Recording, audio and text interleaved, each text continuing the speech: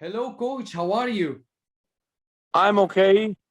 On some little vacation after a hard season, but still have a lot of things to do on the phone, signing new players for my club, communicating with a lot of agents. Soon I'll be back to Russia and back to job. Exactly. We wish you all the luck. First of all, I want to thank you personally for what you did for the Syrian national team. We are in the Asian Cup. You definitely contributed to this achievement. Tell me, how would you summarize this experience? It was a good experience for me. I learned something new. It's not more about basketball, but it's about a good lesson for how to communicate with people of Asian mentality. Was absolutely different. There are different guys with different mentality, and you need to find the way for let them understand you. Because in Europe, it's much different. Okay, you can push on a player's part. They have big salaries. They have a lot of knowledge, and they know exactly what you're asking for. I have a question here for you. You're talking about the communication. And I heard so many things about the communication, that a communication problem happened between you and the players. Maybe because it was a clash of cultures, or what happened exactly? No, it's not about a clash of cultures, because everybody knows that Russians are very close with Syrians, help each other and understand each other well. Maybe we can even say much better than with Americans, but it's only about that. My experience of work in Europe, and any coach who works in Europe in a good league for good salary with big players who have big salary, it's a different style of communication. Okay, the players that you have in Syrian national team, half of them doesn't have this professional mentality, and they have no experience like this. For example, What do you mean professional mentality? When you say they lack professional mentality, what do you mean exactly by it? When you take a timeout, you have 1 minute. It's coach's minute, okay? Yeah. And players doesn't supposed to speak with each other. They're supposed to listen coach. But a lot of Syrians can sit on a timeout on a bench, doesn't listen coach, but speak just with each other. You know, That's like why you are angry? Because yeah, we saw you on the TV a couple of times, like very many angry. times. I said many times. I said, guys, come on, this is my minute. I need to tell you what to do on the court. Stop yelling at each other, or stop punching the chairs, or stop making this emotions out of you. It's not going to help you to play. Come on, stop it. Or for example, halftime, everybody go to locker room for some meeting to explain some mistakes and go back for the second half and play better, you know, make some changes into the game. But when you come to the locker room, you see that a couple of players are not there. They gone somewhere, but not to the locker room. And you spend about 3, 4, 5 minutes just to find where they go. For me, it's something new. I've never met something. But is it not a problem of the administration here? When you talk about this, the administration should fix it, no? No, it's not the problem of management or problem of administration. My opinion, the management is well enough. They work more professional. It's just about that the way how they act in your inside league, and the way how they act in their normal life every day is different. It's not so much discipline there. It's not so much discipline because the salary is not so high, and they never been pushed from coach or management so hard before. They do this, and they don't expect somebody will push or say you may not do this because it's okay maybe in Syria. That's why. So this is okay. Maybe they need time, you know, go outside of Syria. Some of them who are young, maybe if they will grow and go out of Syria to new clubs, to new championships, and they will come to this. It needs time, okay? Syria is still young in basketball right now after so many years of suffer, and maybe I also should communicate with the guys with understanding that they cannot be like this tomorrow or in 2-3 days. But for me, it's also something new. That's what I'm saying. I never worked with guys who have mentality like this. I always had professional players for big salaries on a big level. And if I say to do this, they're doing this. If they don't do this, I push on them. It's normal. You can see a lot of coaches in Europe, especially Serbian coaches. They are very aggressive also and push on the players. This is normal. But it's difference. Is the big difference between mentality of these guys who are not on this level right now. But also, it's my mistake as a coach that I didn't think about this before, and I was just me, usual me as I am every day. But maybe I was supposed to come down a little bit and change. But if we look at this from the other side, if we don't start to push on them today, they will never change and become bigger professionals in the future. So it's very hard discussion, but I don't know. I'm just happy we make the goal, we qualified, and that's it. But I have a question for you. When you talk about a professional, I mean, you coach in Russia Division 3 and 2, exactly? This is misconception. Okay. The problem is that many people introduce me as a coach who is coaching some second or third division or something like that. It's absolutely different. There is a VTB United League. There is not only a Russian league, there's international league. They're playing teams from Poland, teams from Kazakhstan, okay, teams from Latvia, teams from Lithuania. It's like a, you can say like a Regional league? Like international commercial closed league. If we talk about the Super League, this is the inner championship of Russian nation. The difference between these leagues is only the limit of the imports. In Super League, you have a limit of 2 imports, and in VTB League, you can play with 7 imports. That's it. So it's also a lot of conflicts inside of Russia about this VTB and Super League, that the federation should promote more Super League because it's not worse than the VTB League, but we need more Russian players and blah, blah, blah. But it's, believe me, we have players in Super League that came from Euro Cups, Champions League, from different countries like Switzerland. So you coached important players. That's what you're telling me now. What do you mean? You coached important players. You coached players who played in the Euro League. Many times. And I can put you in touch with many Americans who played Euro Cups and Champions League before, and they all will say to you that the Russian Super League is stronger than many other Europe championships. It's not worse than Poland or Czech Republic or Hungary, okay? Today we saw an announcement that Syria reappointed Joe Salerno as their head coach. Why are you not continuing with the Syrian national team? I think it's question to Syrian management, not to me. But I think they give you any promise you're gonna continue? They was talking like if we win and success, we will continue. But I also think that they had some longer agreements with Salerno, and maybe he had some problems. They say like little problems with documents, and they couldn't fly out from the USA. So they needed somebody who will help right now, urgent in some short moments. And we found each other, and God bless, I make everything I could, and the team qualified. Now they came back to this long agreement with Salerno. I'm okay with this. This is normal. This is normal.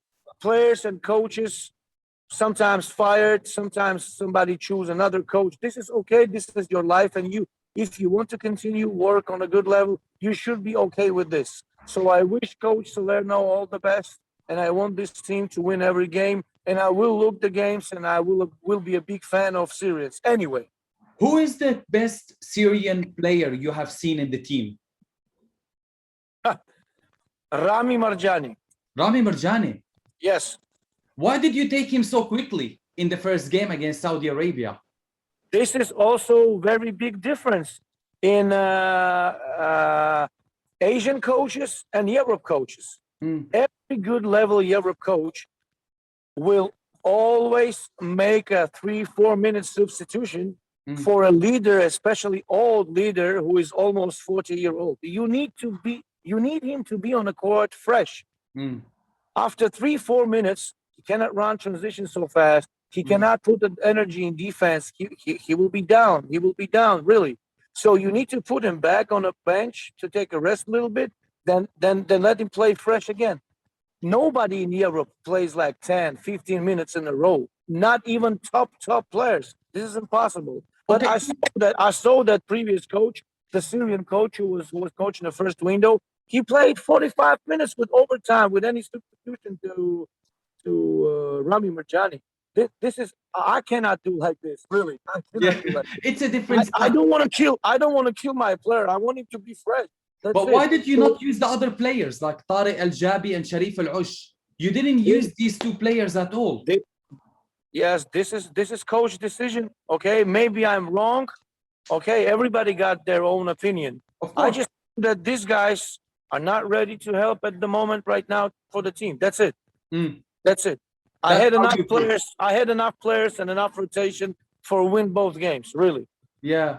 My biggest wish, really, honestly, I'm very honest to all Syrians right now.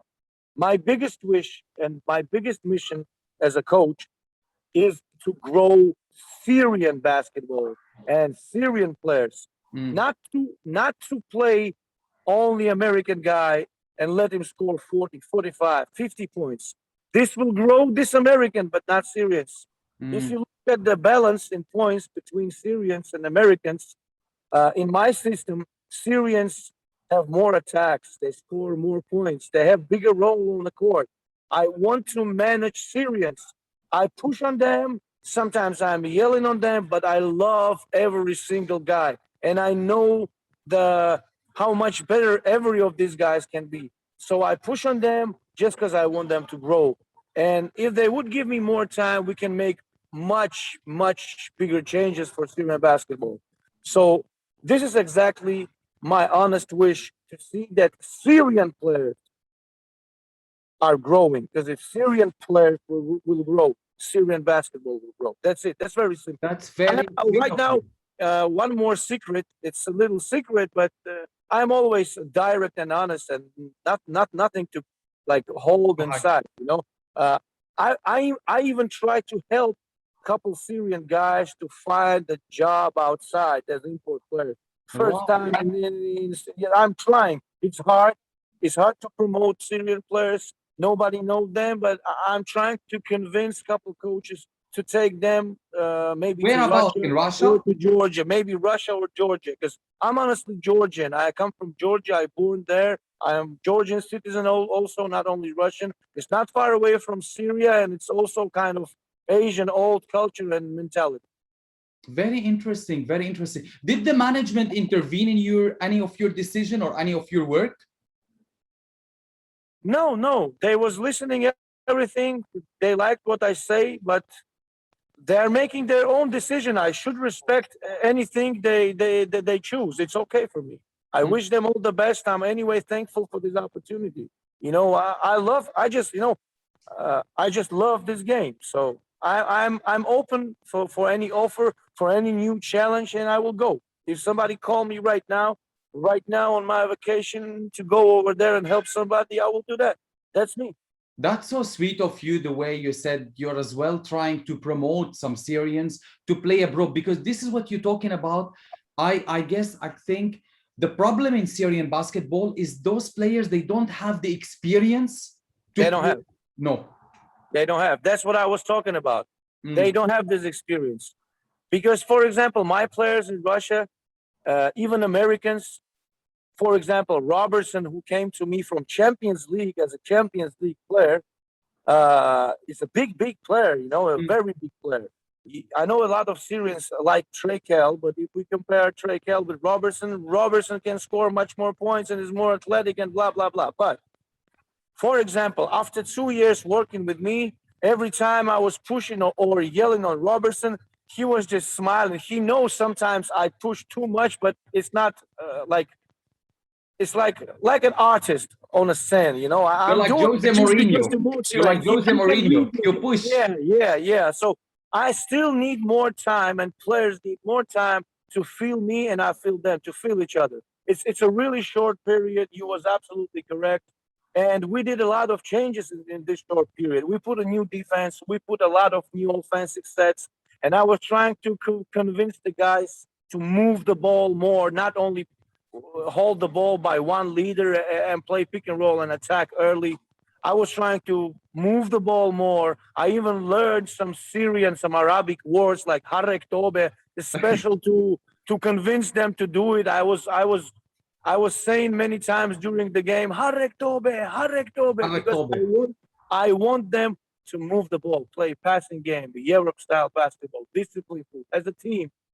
So I was trying to do my best. I was wrong in something maybe, but we just make the goal and we qualified. That's it. I go back home proud and with a lot of good feelings. Like I know new people, and I don't know. I'm really happy with all this. You got the achievement in the end. And look at the result. You got the achievement. But I want to come back to something you said. Players were talking about Tracheal. Tracheal, everyone was talking about. They wanted him in the team. Did you try to contact him and understand why he is not joining the Syrian team? To be honest with you, I didn't contact with no player, and I didn't pick up, and I didn't choose any player. When I came to Kazan City camp, the roster was already done. I did not have any choice. I had no opportunity to come to Syria, watch the Syrian championship, to choose the players that I want, that I see for my only guy I was asking for, because I saw the games. I asked to bring Rami Marjani. That's it. Because we needed somebody who can shoot, and especially under pressure, important shots. And if you remember, he made a couple very important shots against Qatar in clutch time. Yeah. Correct. So this was the only player I asked to bring, but they said to me like, maybe he don't want to come, and he's not really easy personality. I said, please bring to me this guy. I will find the way to manage him. And when he came, we had a good conversation. We understood each other. I explained to him that I will use him like 2, 3, 4 minutes and out for the rest. He knew this from the beginning. And in the important moment, maybe he didn't play well against Saudi Arabia, but I told him, come on, man. I know what you can. I know that you will help. I need you tomorrow, and I will play you on the court in important moments, okay? If somebody doesn't believe, if somebody think you're too old, I don't care. Please, let's do this, and they all will shut up. It's so easy. Come on. And amazing. he was motivated, and he did his job very well. So my opinion, yes, I'm not talking about physical conditions, but if we say about the skills, especially about shooting, for now, Rami Marjani is the best Syrian player, for sure. For sure. Great. I want you now to send a message to all the Syrians who are watching you right now. What would you tell them?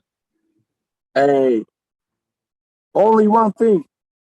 Whatever happens in your life, never give up. Never. There will be always somebody who will help you. I am a very big fan of Syria, not only in basketball. This is a country of big fighters with a long, long thousands of history. And I wish some other time I come there, because You're this is welcome. the oldest capital city, Damascus, and the oldest culture. Maybe we can say like Syrians are the first people in the world. I don't know, maybe something like this. But I love history. I read a lot. I like books. So I want Syrians never give up. Never.